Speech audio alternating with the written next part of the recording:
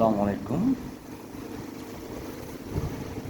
আচ্ছা, একটা বিষয় সবার জন্য বলতেছি, যারা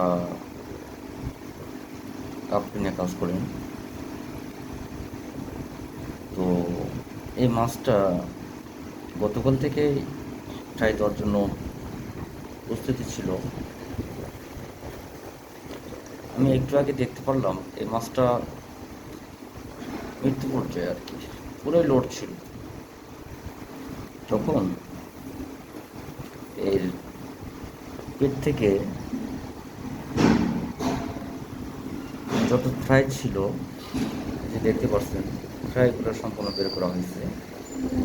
এবং কয়েকটা দেখি বের করতে পারি, দেখতে পাচ্ছেন এই পুরো ইটার মধ্যে ফ্রাইগুলো।